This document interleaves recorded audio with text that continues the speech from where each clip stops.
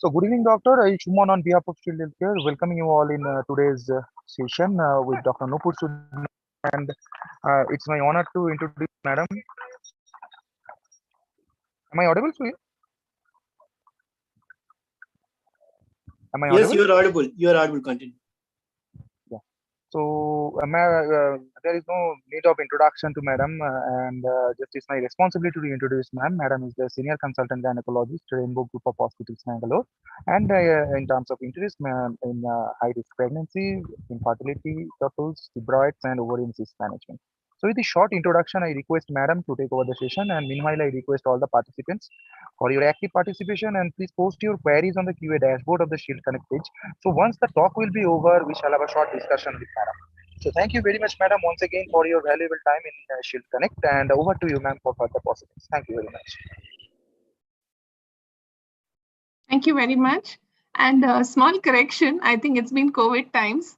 So in the COVID times, I have shifted from the Rainbow Group to the Apollo Group now. So I'm in Apollo Cradle now as the chief consultant. Okay, yes. Yeah. All right. Anyways, the work remains the same. And we quickly start off.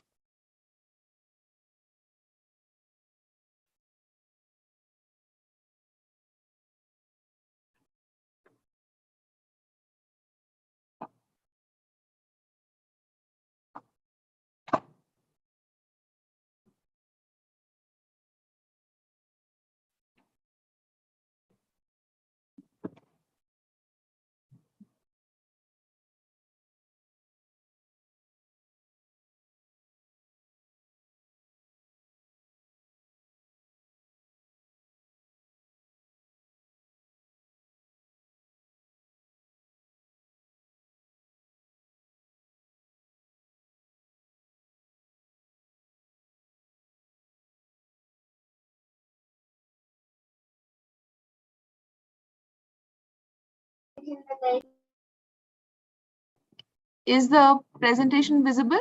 Yes, ma'am. Can you please go to full screen mode? Yeah. Can you see that? Yeah. The bottom left corner, there is a glass symbol. You can click on that. You will go full screen mode. Yeah. Bottom right corner, ma'am. Bottom right corner. The glass symbol is there. Wine glass kind of.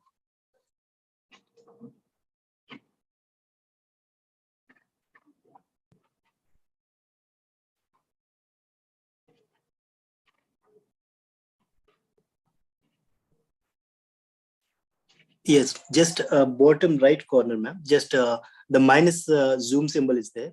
Next to that, adjacent to that, one glass symbol is there. You can click on that.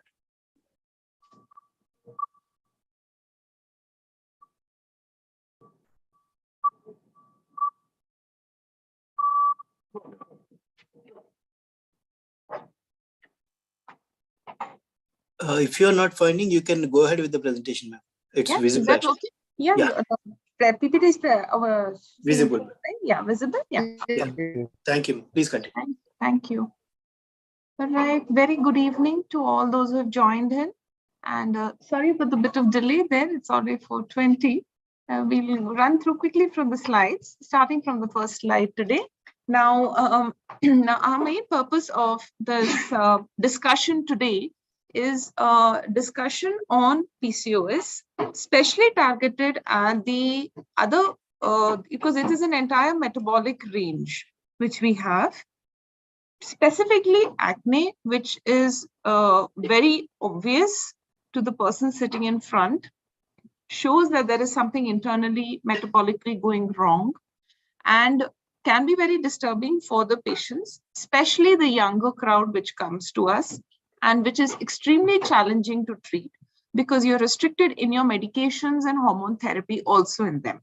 So that's why we decided to have this discussion today. Now, if we just run back to our old definitions of PCOD, of course, Steen Leventhal designated it as a syndrome way back in 1935. But the 2018 International Evidence-Based Guidelines also do not bring too much of changes in the definition. So definition-wise, we are more or less same here. And we also know that it's not merely a reproductive disorder, but it is also an endocrinological condition, and it is affecting the women in the reproductive age years.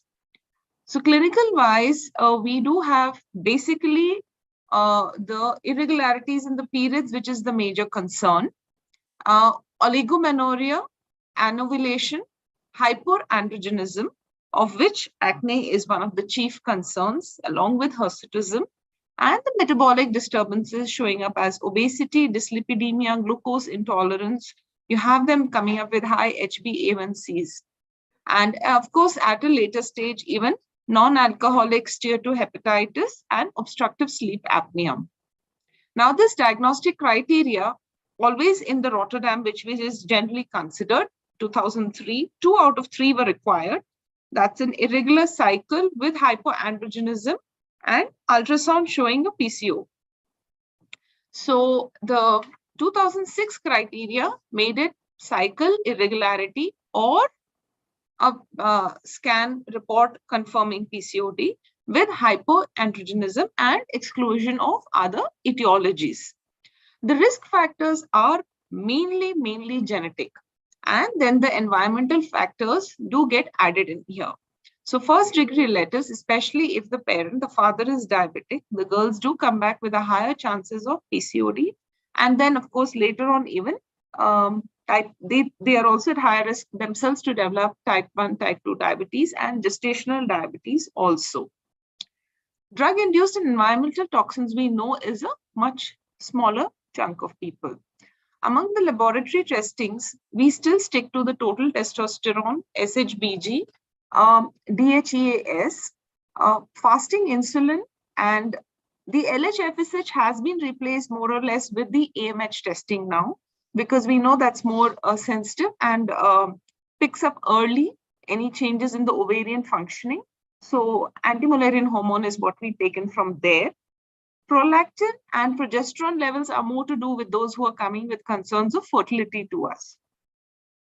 This SHBG has a very important role in helping and diagnosing and guiding us with the acne treatment, and hence it's important. So as we see in the cycle, the raised testosterone and dihydrotestosterone, which is written in short form as DHT here, can lead to all the trouble which is happening in PCOS. And what happens with the SHBG? So here it is decreased by the androgens and insulin and increased by the estrogen. So there is something different happening there. And this LH directly stimulates the thecal secretion of androstenedione. So excess LH drive is happening in PCOS. Now with the LH levels elevated, thecal cells are more sensitive to the LH stimulation of the androgen production. So that's what they have shown here, the androstenedione getting converted to higher amounts of testosterone. The DHEAS, dihydroepiandrostenedione sulfate, is a marker of androgen hypersecretion from the adrenal glands. And the androstenedione is a metabolite of dihydrotestosterone and usually high, especially in those with hirsutism. So this is something we biochemically are able to diagnose with. The estrogen and progesterone, again, if you check for, estradiol gets mostly unchanged. There may be some elevated serum estrone if you're looking for, and usually progesterone, there's not sufficient change happening.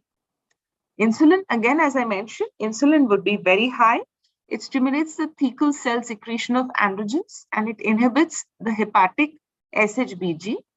And insulin-like growth factor 1, which is an inflammatory cytokine, also is raised, and the free androgens would be raised. Now, insulin, what it causes is it increases the serum levels and the liver hypogenesis, lipogenesis, and the insulin growth factor 1. And in a summary, if you look at PCOS, what's happening biochemically, there is excess of androgens from the ovaries, and in many cases, the adrenal gland also. So this raised LH, in turn, is acting on the thecal cells, and the androstenedione and raised testosterone leading to a raised dihydrotestosterone. So in every way, the dihydrotestosterone is getting raised. Now this acne, as you see, it is a disease of the pilosebaceous follicles. So we have pilosebaceous glands and hence the follicles, that there's a disease happening there. And there's a higher prevalence in PCOD. The pathogenesis is very interesting to understand. Follicular hyperkeratinization happens, increased sebum production happens, and the infection within the follicle happens by the, formerly we used to know it about as the propionibacterium. Now it's called as a Cutibacterium. It's the same thing, just the name has changed, and inflammation is involved in the pathogenesis. Location, usually, now this is very important to understand, and that's how you differentiate it from the other skin disorders. So acne usually is due to PCOS mostly erupting in the lower third of the face, and this generally includes the jawline, upper neck, cheeks, and the chin. Some women might also develop acne on the upper back. Now this is, if you see when the acanthosis nigrans happening on the upper back and chest. The mentioned areas are considered to be hormonal pattern in women with PCOD. So this is hormonal acne. So I'm just going back to the previous slide again. Here, the acne is in the lower third of the face, especially the jawline, upper neck, cheeks, and chin. So you'll see the lower half of the face. So when they come with their, their masks in place, you see, oh, there's a pretty face there. The moment they take off their N95 mask, that's when you realize that, okay, there's trouble happening now. So that's typically how you would remember their faces as. And now you would see that they have these high testosterone levels, which stimulates the growth and secretion of sebaceous glands. And this hormonal acne, again, will show up as high insulin and insulin growth factor 1 and inflammation. This inflammation is happening from the proliferation of this Cutibacterium, which is there, upregulation of androgen receptors, increased lipids, and so all these are, working in combination. Not all women with PCOS have androgen acne. This is something we should know.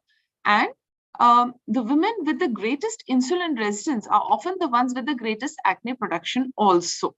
So high insulin resistance is one of the, a kind of a red signal that this patient is going to go into high acne trouble also. Of course, they will come with flared up acne and you would know it. And this ovarian inflammation, which happens internally, also encourages the androgens. So it's not something very superficial, it's something very deep happening with ovarian inflammation also there. So when you look at the big picture, there's hormones, which are acting on the sebum alterations, there's inflammation, and that's leading to sebum oxidation, and hence leading to the acne. In addition with all the various environmental inflammation, overuse of skincare production, destruction of the skin barrier by soap, and the stress, and the bad diet, and the PCOS, and the insulin resistance. So all this is happening in combination. But still, primarily, it is the PCOS only why they get this. Why it doesn't happen to the others? It's because there is an internal system which has also gone into a very bad imbalance in them. So now, after we've understood so much, what's the treatment?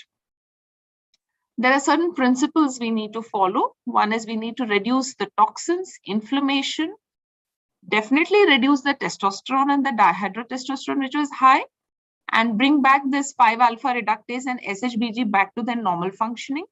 And also, very, very important, reduce the insulin resistance.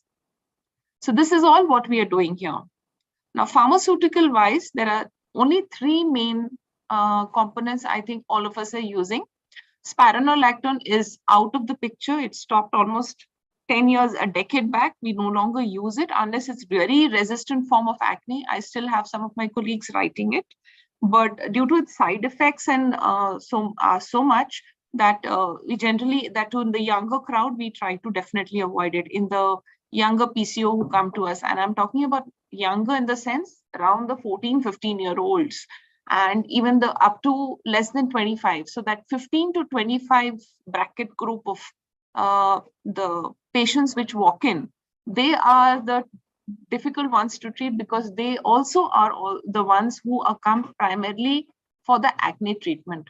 You would have infertility and they would say, yeah, we do have the acne, but that's not their, their main target treatment they're looking at. They're looking at fertility. You come to the late 40s with acne, to some extent they're talking about acne, but again, they're more concerned about the cycle regulation and flow.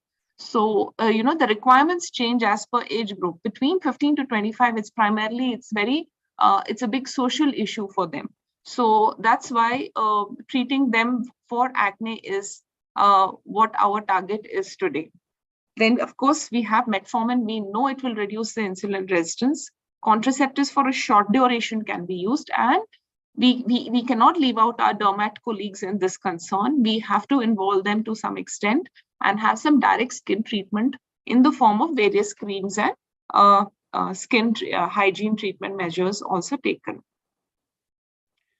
Now, metformin ideally should be given 500 milligram 3 times a day. I think we all understand it should never be rushed up in this dose. We start gradually with 500 mg OD at night, because one is most of them would start off with initial nausea, and they would have GI disturbance initially when they start with metformin, and that will stop them from taking the treatment properly. So gradually the doses have to be loaded up. Metformin, always we start with an OD dose in the night, then we step it up to twice daily, and then for that's, this go by a week by. So for 1 week, they're just taking once daily, then twice daily for the next 1 week, and then gradually step it up once they get comfortable to another 1 week later to 500 mg 3 times a day. So this is definitely going to reduce insulin, and this is, we know 100% is going to work. But the issues come, you regularly watch on their metformin side effects, watch for their LFTs when you're giving them metformin, and how long could you give them? So that's where the question comes. Spironolactone, I spoke, we don't give it very easily. And these are all the possible issues with spironolactone. That's why we don't give it. OC pills, yes, but again, most of the time they're accompanied by their mothers, their caretakers, their aunts, if they're staying in their, probably in their, in their resident hostels, or with their, co-caretakers. And they would definitely understand what we are speaking about. And they themselves would say that, doctor, give whatever you need to, don't give her hormones. So that itself puts a big cross across the OC pills. So that makes it extremely difficult for us to give whatever we want to. We know that this is going to work. We have wonderful medications with cyproterone acetate and drospirenone, which will block the effect of the androgens and work particularly well for this purpose. But even if we have to give, we probably give it if it's really bad, and we've really been able to convince them, probably just for 2 or 3 cycles, nothing more than that. And I think as the clinicians also, we would not like to push in too much hormone treatment in this age group. So we had the nutraceuticals work for us and search for some combinations which would help us, get through with this. And then we have these whole list of nutraceuticals which have been tried and tested. And now if you have this various kind of, nutraceuticals, there are Vitex, which helps in lowering the prolactin, increase and balance the estrogen progesterone. Again, you have to understand nutraceuticals have to be taken for minimum 6 weeks. Before that, you don't expect any results coming in. Nervines and adaptogens, which help in improving the cortisols in the sebation gland oil production via substance P and increasing the acetylcholine. And in Pcos, androgens overproduced. Then you have hypericium and this whole list of drugs which are put in combination, antioxidants. N-acetylcysteine, which we all know about, vitamin B3, which has an important role, and zinc 50 milligram per day, along with inositol. So inositol is the key, which is reducing the insulin, testosterone, DHE, and the LH load, along with the few which are improving the ovulation also. Dietary, definitely. Again, a low glycemic index, reduced dairy products, very important to explain. So the low glycemic diets, how do they work? They lower the androgen and sebum production and in insulin. And dairy products are known to increase the androgens in the ovaries and hence to be avoided. Antifungals are given initially to take care of superficial infections underlying there. And treating the gut. So this was started way back 80 years ago. And the gut skin axis is something which has been understood. So that also helps. So probiotics play an important role here. And hence we have to understand importance of a healthy cycle showing up on the skin there. Now for the remaining scars, acne scars, we have gels, glutathione, various combination medications. We given certain obvious tips for daily management of the acne. In the very carefully explaining all this to the students or the young patients who come to us. And PCOS is just one of the many risk factors for acne. Women with PCOS often try to learn from their and others' experience to answer the question, how I cured my PCOS. So it's always word of mouth. So I've had that many times, a girl coming to us with, severe acne. She got sorted out. She involved her roommate, her friends, her colleagues, her schoolmates came back for treating acne, especially to us. So it's always word of mouth. It's important to know that even the best PCOS acne treatment will do little without a good skincare routine. This is something you have to explain to them. And using the nutraceuticals, at least in my experience personally, has been extremely good for managing it on a long run. So we are not talking about just 2 months and 3 months of acute treatment, short-term treatment to them, but I'm also talking about something which will have a long-term effect, make them happy, and get this problem solved out without too much over-medicating the younger crowd. So we'll close it at here, and we'll take in questions if we have any. Am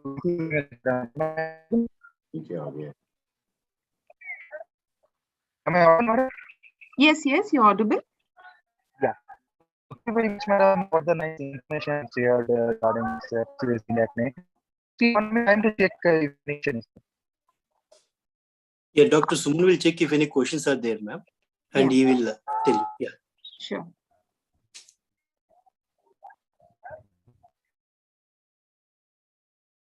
So, also use this acne. Dr. Suman, you are actually not audible clearly.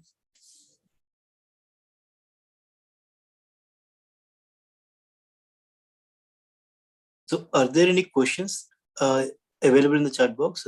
Let me also see. I'll check any questions are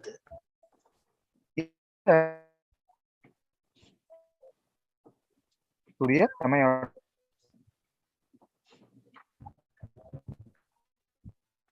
Surya, am I audible? Madam, am I audible? Yes, you Yes, are. yes. There's a slight echo. Yes. Yeah. Yeah. So, ma'am, as many gels are used in this case for acne to reduce this acne. So, is there any is there any restriction for the particular patient to avoid some foods or some other things? Is there any? Yes, definitely. All the dietary restrictions which are required, the oily foods, the dairy products is a big must in acne, with a healthy exercise routine and a good skincare especially. But what our purpose here is to understand that sometimes this alone doesn't work, because the rest is always available on Google, Baba. The students are always knowing what is happening already. They are made aware rather.